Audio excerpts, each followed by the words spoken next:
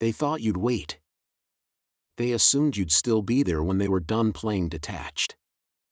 But Machiavellians don't wait, they reposition. In this video, we're dismantling the illusion of control by showing you how to respond to disrespect with strategy, not emotion. We'll uncover the exact psychological mechanics of being ignored, and how to turn it into leverage. You'll walk away with the Machiavellian blueprint for emotional dominance, so precise it makes your absence feel like punishment. Most people respond the same way: they chase, they explain, they overcompensate. They search for closure, not realizing that every attempt gives away leverage. But Machiavelli wouldn't chase. He wouldn't even blink. Because he understood something most people never grasp: men offend either out of fear or contempt. And when someone ignores you, it's not random. It's because they either fear losing you less than they fear losing power, or they no longer view you as a threat. But you can reverse the dynamic, not through begging, not with kindness, not even by punishing. You shift the game with psychological weight. With silence that disturbs. With absence that creates tension. Because when Machiavelli played power games, he didn't reclaim people, he made them regret losing him. First, recognize what ignoring truly is. It's not silence. It's a maneuver. A signal: you no longer have power over me. A quiet assertion of dominance, meant to create uncertainty within you. And if you react emotionally, they win. This is rule 1 of psychological warfare: the first to react loses structure. They want your reaction. The double text. The need to talk. The wondering. Because once you spiral, they become the center, and you revolve around them. But Machiavellians don't orbit. They become the force everything else bends around. The black hole. So, reverse the gravity, not with emotion, but with distance and silent elevation, because nothing unsettles the ego more than watching someone they tried to reduce become more grounded, more composed, and entirely unaffected. This is the Machiavellian path: withdraw without announcement, evolve without signal, and replace explanation with calm, impenetrable space that offers no closure, only absence that makes them question whether they were ever seen, ever significant, or already replaced. Most people fail at this stage not because they speak, but because they still seek validation in quieter ways, checking profiles, watching stories, leaving trails of unspoken need, and while they may appear silent, their energy still chases, turning detachment into performance rather than power. True silence, the kind Machiavelli would respect, is not just the absence of words but the removal of emotional access entirely: no softness, no signals, no trace of pursuit, just the hollow pressure of being locked out of something they once assumed would always be available. And that absence begins to shape them, not immediately, but inevitably, because when they return, and they will, it won't be with calm or confidence, but with erratic curiosity masked as politeness, with subtle probing dressed as casual care, and when that moment comes, it isn't met with warmth, it's met with gravity, the slow, deliberate energy of someone who no longer needs to be understood. Power is lost not in weakness, but in availability. The more reachable, predictable, and emotionally accessible you are, the more easily dismissed you become, and that's why the Machiavellian never offers consistency, only contrast, appearing with quiet force, then disappearing without closure, re-emerging colder, sharper, and emotionally sealed. You speak less, but every word hits harder, because it comes from a place that no longer seeks connection, only control. What they chase isn't you, it's the version of themselves they became in your presence, the feeling of being chosen, validated, admired, and now that it's gone, they feel the opposite: replaceable, irrelevant, exposed to a contrast they never prepared for. And then, as expected, comes the test: a vague message, a like, a soft return masked as coincidence, but it's not a reconnection, it's reconnaissance, an attempt to see if you're still orbiting, still reachable, still available for the same dynamic they once controlled. But a Machiavellian doesn't respond to probes, they observe, they wait, and they never orbit what once discarded them. Understand this: it was never about affection. It was always about pull. And the more emotionally stable you become, the more others begin to feel unstable without your gravity. You don't need to chase. You become the kind of presence that disorients others by its absence. That's how you turn silence into power, and how the one who ignored you returns, desperate and uncertain. And when they do return, you decide if they ever earn your energy again. Because there's a kind of silence that isn't passive, it's lethal.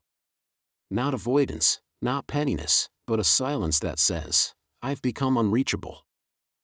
This is where most misunderstand power. They think power means noise, reactions, anger, dominance.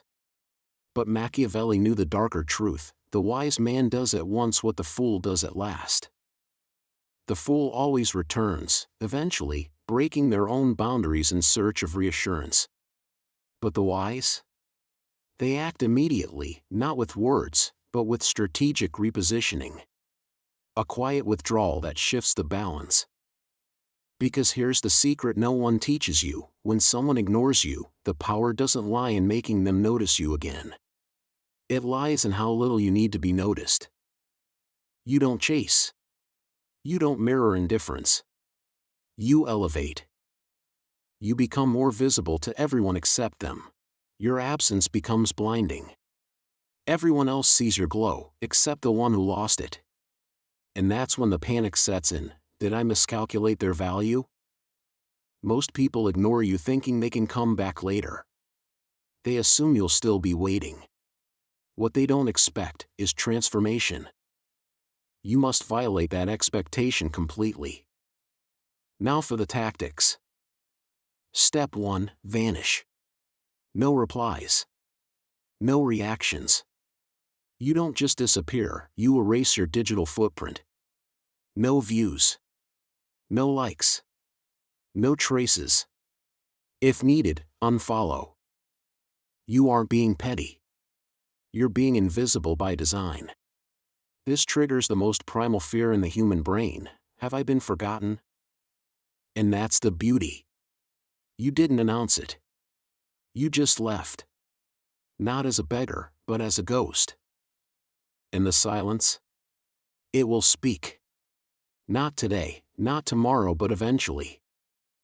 One day, when the room feels just a little colder, the phone slightly quieter, and attention more diluted, they begin to realize that your silence isn't emptiness, it carries weight, and that weight begins to press slowly on their ego.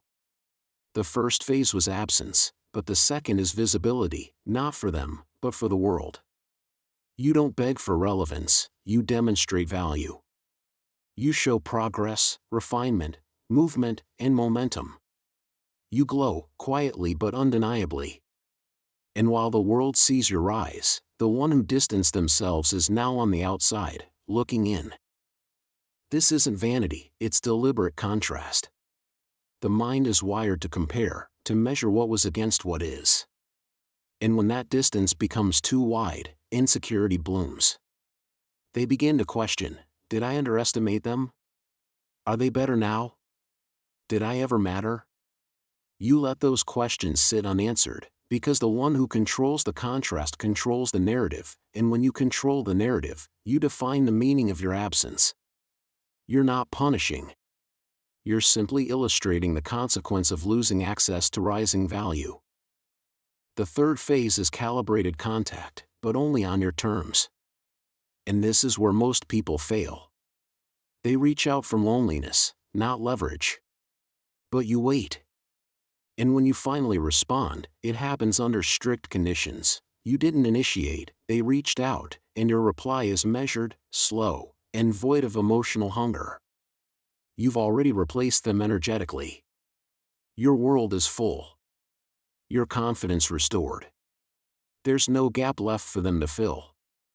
You come across colder, not cruel, but distant in a way that suggests they now need to qualify for your presence. That shift in energy is electric. What they feel is no longer your absence, it's the cost of regaining access to you. Let them pay it. Let them try. And if they don't, you still win, because you've trained yourself to detach from the need for validation. But there's one more layer Machiavelli would never ignore, the weapon of unpredictability.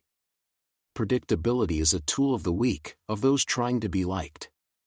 But Machiavelli understood that the one who controls emotional rhythm controls behavior, and nothing triggers emotion more violently than uncertainty. You want obsession? Then become unreadable. One day you're visible, the next you're gone. One reply feels familiar, the next surgical and cold. Never explain. Never form a pattern. Let them guess. Let them chase the shape of who you've become. The more they try to decode you, the tighter they circle around your orbit. And once they're orbiting again, you're no longer the one ignored, you've become the gravity they depend on but can't claim. You're not here to plead for attention. You're here to become the kind of force that leaves people disoriented in your absence. Machiavelli didn't ask, "Why did they ignore me?" He asked, "How can I make my absence hurt more than my presence ever did?" And the answer never changes: withdraw. Evolve. Return colder. Because once someone experiences the full weight of losing you, they'll never feel whole again, unless they get you back. But by then, it may be you who no longer cares. There's a psychological principle few people ever recognize, but Machiavelli would have known it by instinct. People don't miss you, they miss their access to you. This is the core truth behind being ignored. It's not deprivation. It's measurement. They're testing how much of their influence still lives inside you.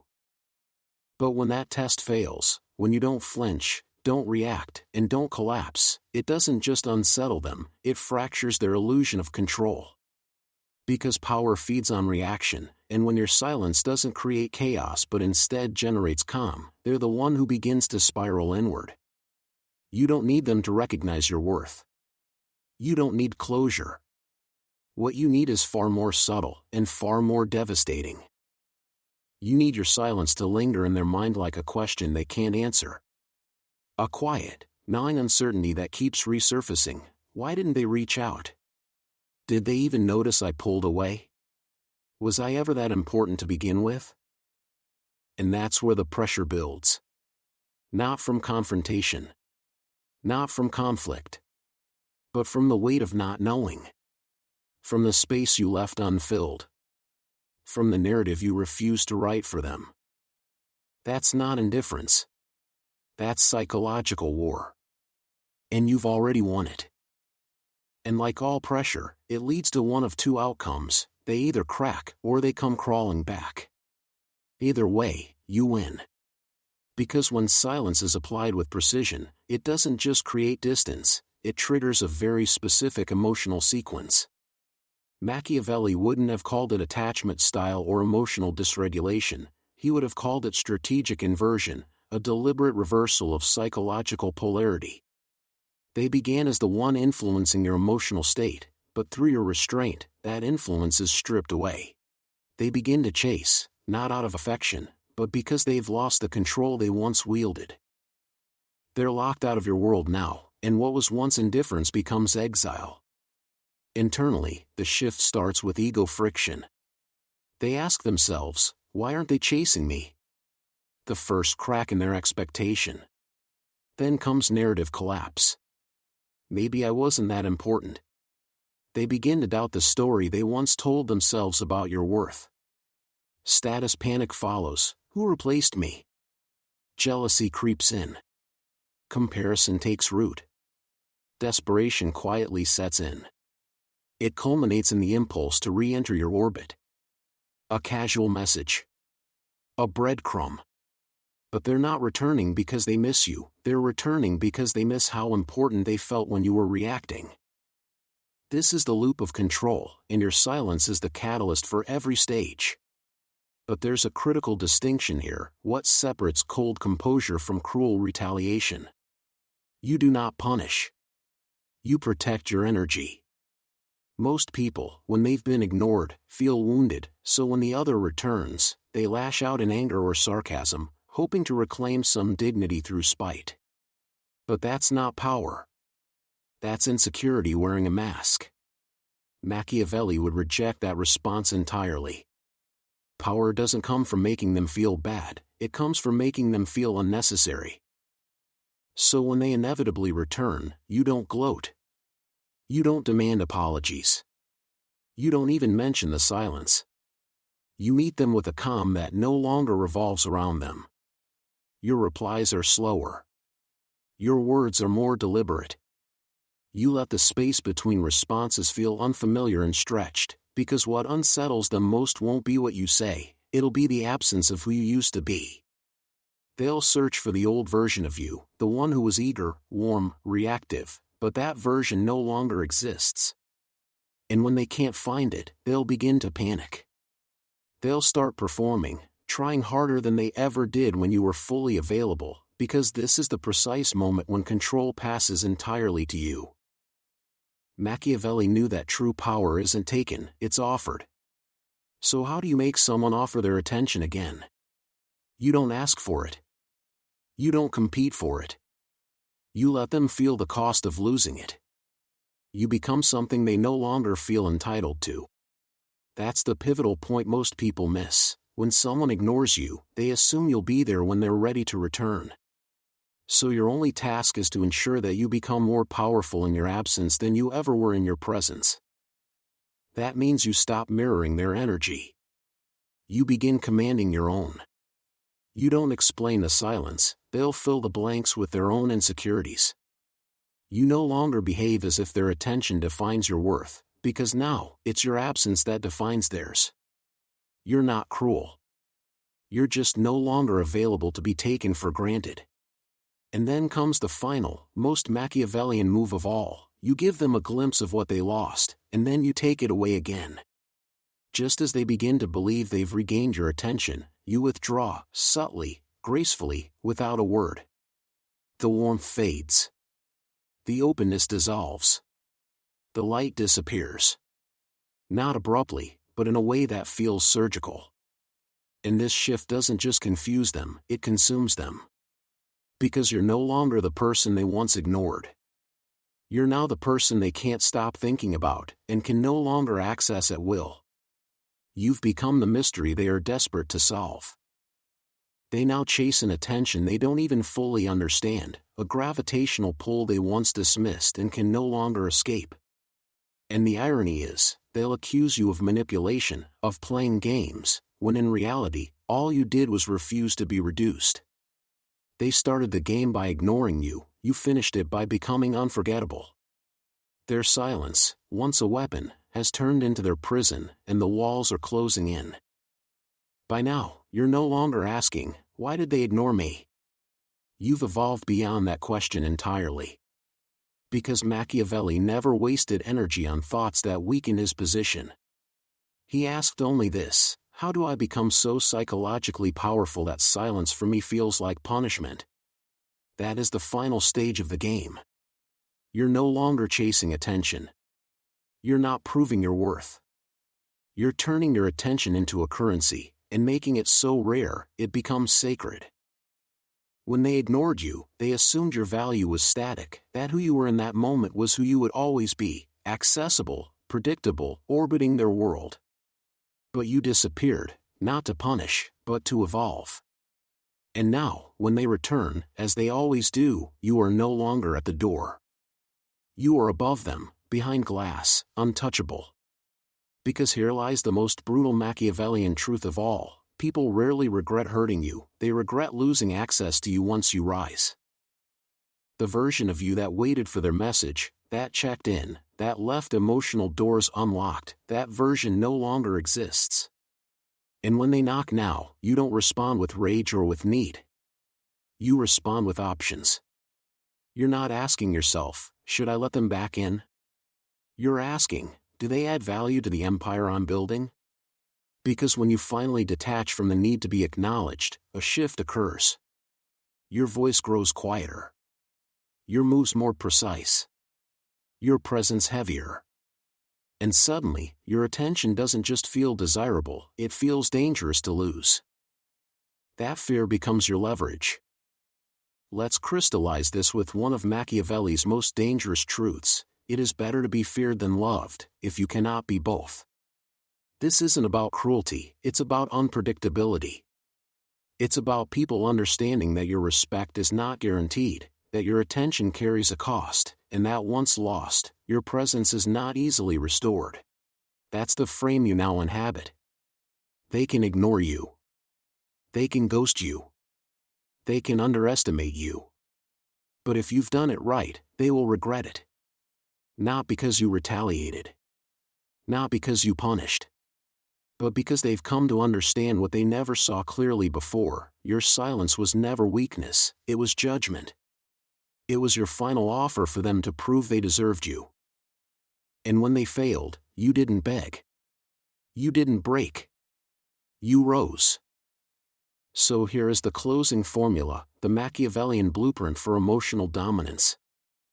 First, control your reaction. The moment you respond emotionally to being ignored, you surrender leverage.